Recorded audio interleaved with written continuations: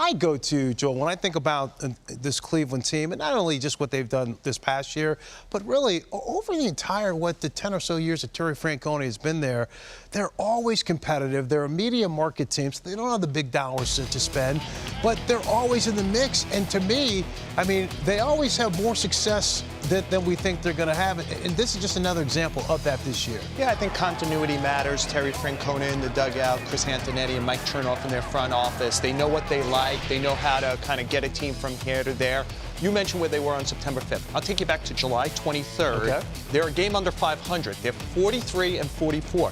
They've won 43 games since then. They're 43 and 23. It's the second best record in the league. It's 24 and 7 against the AL Central. Oof. Like in that period. I think we thought the AL Central, almost every team was going to take a step forward except for them. They're a young team. Right. They were going to be rebuilding, and nobody wanted to win this division, and they played well. And I want to highlight one area of this team. In that period of time, that period where I'm talking where they're 43 and 23, look at these bullpen guys. They have the #1 bullpen ERA since then. This is since July 13th. How many guys here are having strong periods? So, like, the AL Central has not done well in the postseason pretty much since Cleveland went to the World Series in 16 against the Cubs. Correct.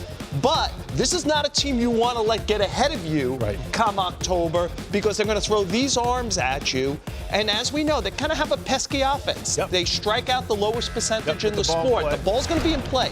So you better play good defense against them and get a lead. Otherwise, you're going to see a lot of these guys, including Clase at the very end.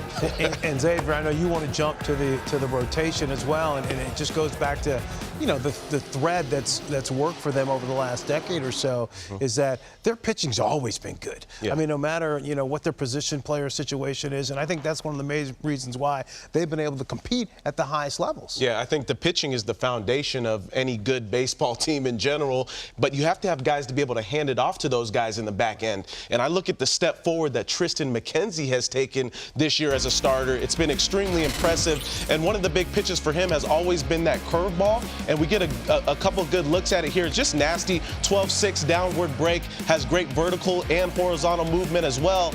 But the one thing that he's done so well is he's limited the walks this year. So he's been able to command the curveball, the fastball, the changeup, everything that he has in his arsenal.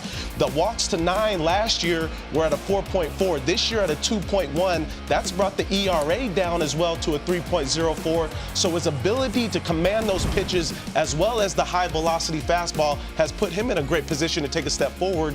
And I wouldn't be surprised if that's learning from Shane Bieber as well and what he's been able to bring to the table. So the foundation of starting pitching, I want you also to check out the innings. 60, he's jumped up 60 innings as well. So the workload has gone up and he's gotten better as a pitcher. He's finally taken that step forward. Now the starting rotation foundation has been allowed to now hand that ball over to those nasty guys in the back end. Yeah, last 14 starts for McKenzie, 2.25 ERA. And Joe, I'm going to go back to what you were saying about when they've gone on this incredible run, 43 and 27. It coincided right around the trade deadline. And there were some people, I'm sure some Cleveland fans who were hoping maybe there'd be a big move in there, at least something.